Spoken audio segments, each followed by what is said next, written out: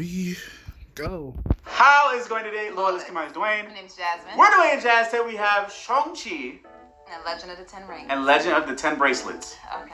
Because it's not rings.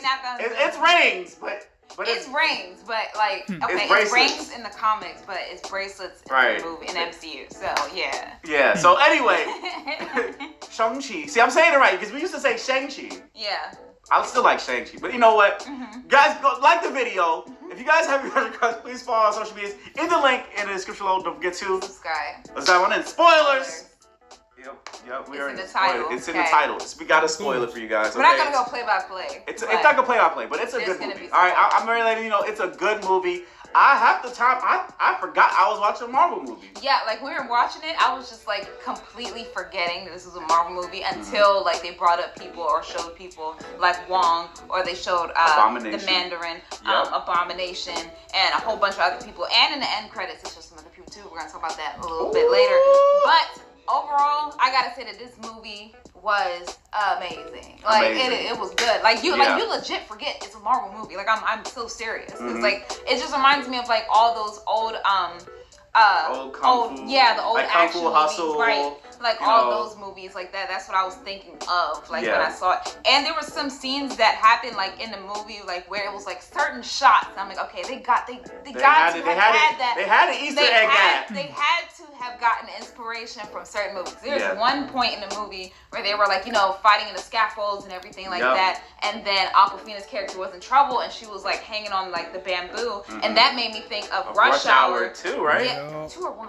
I think it was Rush Hour 2. I forgot which one, but it was Rush Hour. Yeah. It was I think it was Rush Hour 2. No, Rush Hour 1 and possibly 3. I don't know about 2. With Chris Tucker and Jackie Chan was fighting in the scaffolds and everything, and then Chris Tucker was trying to help him, but then he was falling back on that thing and he was asking for help. So when I saw that, I was like, that's Rush Hour.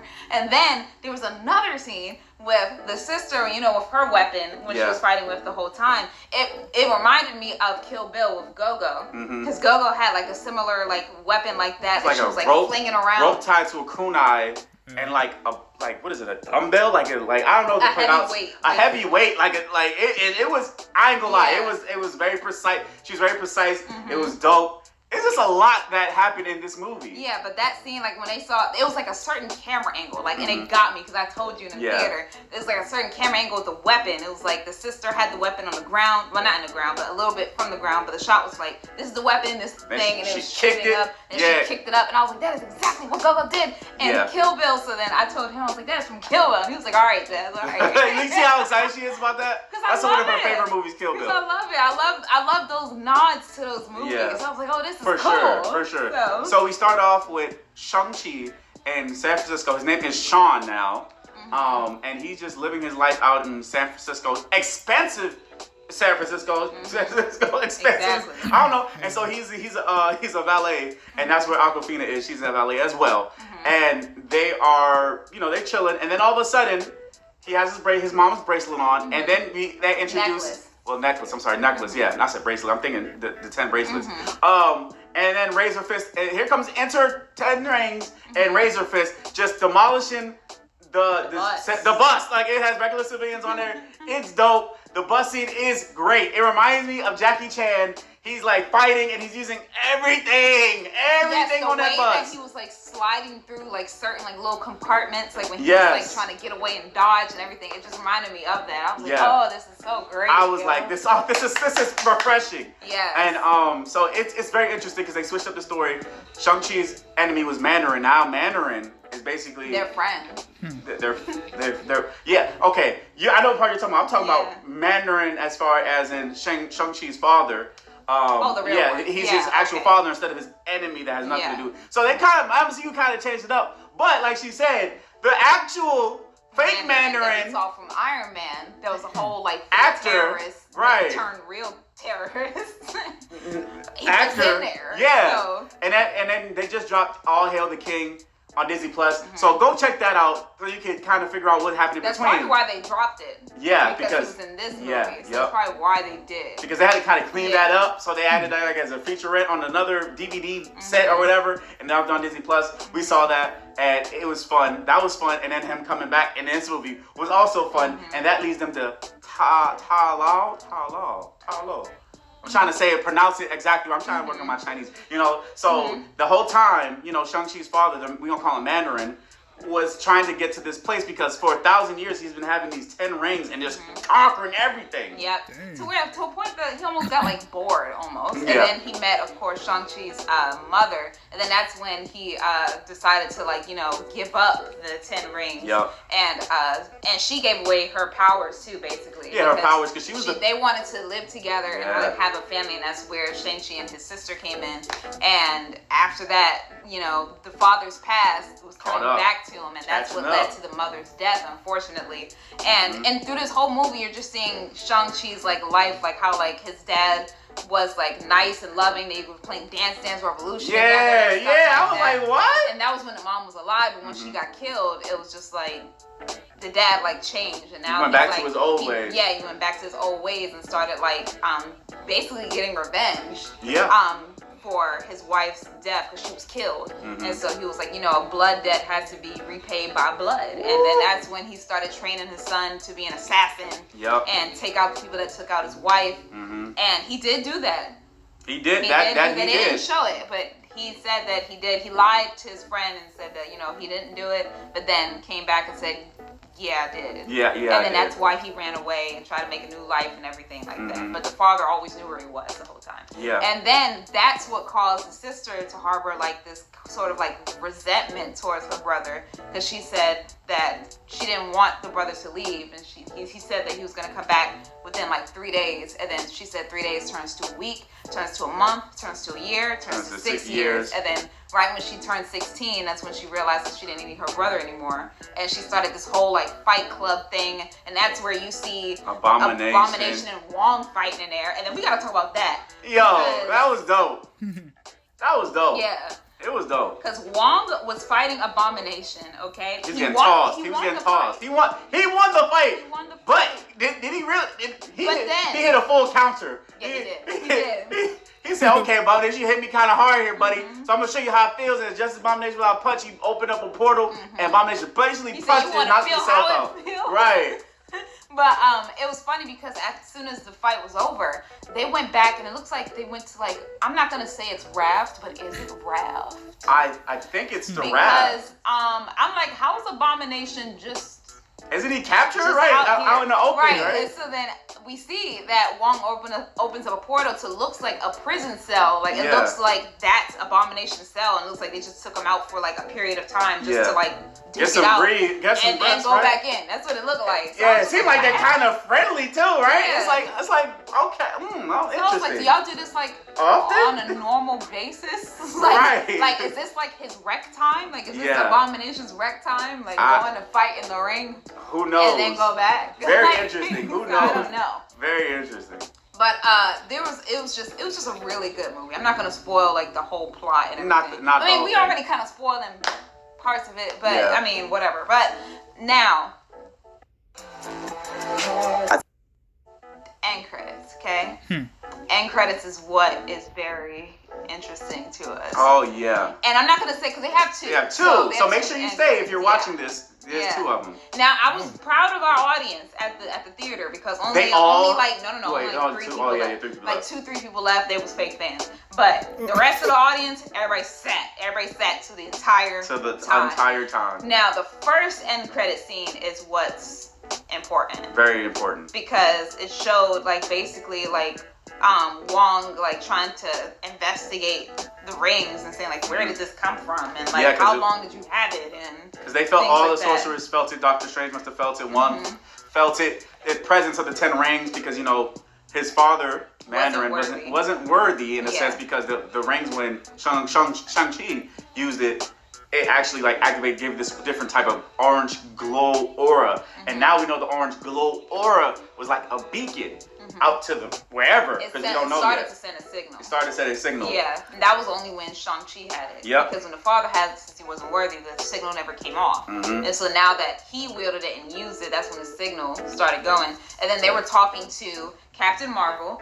Her hair is a little bit longer now, because remember, and last time we saw her hair was like shortcut, but like some time passed after, you know, the whole thing with Thanos, so now her hair is kind of like here. Longer. And then we're looking at Bruce Banner, and we're not talking about Hulk. We're not talking about Professor Hulk. No. We're talking about regular human form Banner. So how'd that happen? How'd that happen? We don't know. I got a theory though. His hand was in a sling still. Definitely is the case. This was post snap. I have a theory though. Big theory, okay? I felt like since I think him and Hulk off screen, they might show it off if Universal finally lets them make an Incredible Hulk movie like everybody wants. I'm sorry. Make some money. I'm sorry. Dingleberg. I'm sorry. Okay. But yeah. So basically, you know, they somehow off camera got together, and then Endgame came, and we're like, what, Professor Hulk? And what I think happened off camera was like maybe the death of Natasha, and that the Hulk wasn't able to bring her back, you know, made them split up again. That might have been like a catalyst for like, you know, you could have protected her, or, you know, something like that. I'm pretty sure, because, you know, the Hulk, you know, that's the soft spot, and now she's dead.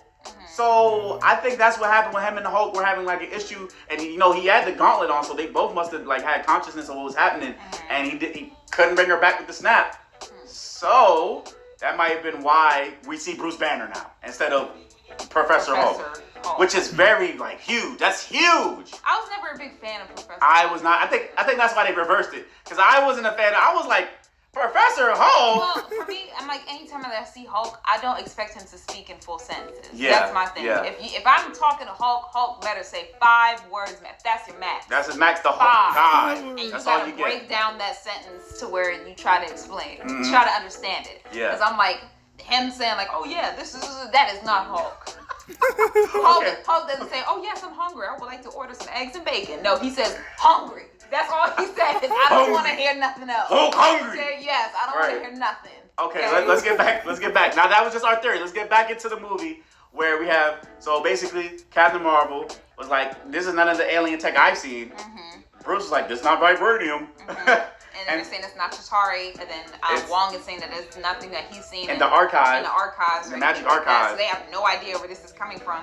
And we don't know, well, because they said it's been around longer than 1,000 years than the father had it. And the father, like, he was almost immortal because of those 10 rings. He's 1,000 years of just messing stuff up. Carnage, bro. So he lived a long time. And it's just surprising that he didn't have any other children, you know, in that long time period. But I digress. So yeah, and then Wong did like this little, what is this? I call it science project hologram magic thing, where he was able to analyze the apart and see the rings it was made of, and nobody knows. Yeah. Basically. So I guess they're gonna explain that later on. Like, yeah, as to where it's coming Shang-Chi too. To me, I'm thinking that Celestials might have something to do with it. Maybe. I'm not sure. Yeah, we don't know. I found it maybe. very interesting. Yeah. So it's that, and they're basically, I don't know if they're inviting him to the Avengers.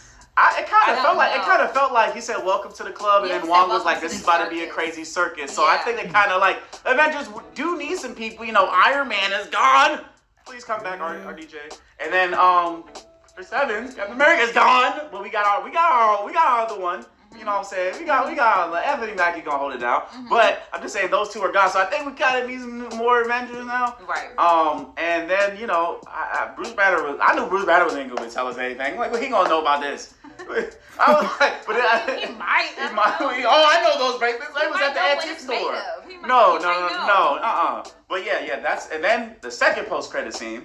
Oh, the second post-credit scene, which is one that I kind of predicted already. I kind of said the same thing too. Yeah, because the father was running the whole 10 Rings operation, basically. And so the sister took it over, and she's just like, you know, we got work to do. And the thing that I loved with that scene, I will say, is because like during the movie it showed her like as a kid just watching her brother train from inside the house. She wasn't allowed to train with him, so she said that she learned how to fight by watching him and perfecting it in her own way, and then to make it better. But then in her scene when she's taking over the 10 rings, it starts off by showing like it panning out to like the training area, and then it shows like a whole group of women just like messing it up in their training. And then after that, then you see men on the other side. So it's like she's integrating them and not keeping them segregated like her father did. Yeah, father was just stuck in his 1,000-year-old misogynistic ways. Stuck in his misogynistic ways. Yeah. And she said, we're going to stop this segregation and put them together and train as equals. So I did like that. Yeah. So, but it was I was like, oh, she's going to take over the 10 rings. So he's going to have to fight his sister. I'm just like, the whole time I think she was like, she wanted her own empire. Now she's just going to take over dad's business. But I don't know if she's going to make it evil, though. I don't know. I thought she was just gonna take it over and be the head of it. I didn't think she was. Well, what are the 10 rings gonna do? They were before then. They were like conquerors. I don't know. Yeah, possibly, but I don't. Conquer for good. I don't. You're right. They might switch her around, but for right now, I have no idea where the 10 rings is. The new CEO's direction for the 10 rings. I don't think that it's gonna be fully evil. Maybe that's just me being positive. But because like when the father had it, like it looked all dark. It was black. Yeah. Like, the logo was black with the rings and stuff, and then now it's like red with the rings. So I'm like, I don't know. Maybe it's like a change in direction. I don't know. Yeah, we gonna see. We gonna see because they setting up Shang-Chi too, and I'm excited. I'm excited about the post-credit scenes. Those are great headed directions. The movie was great. I give it a 10 out of 10. I'm giving out 10's too much. There's no fault in the story at all. Like everybody, it made sense. There was no problems with this movie. I couldn't find any. I couldn't. You couldn't either, right? There's nothing wrong. It's just an enjoyable movie. Yeah. Nice choreography. I just don't know. Directed really well. There's nothing else I can say. Anyway, guys, comment below. Let us know what you think. Don't forget to like, subscribe, share. Some more.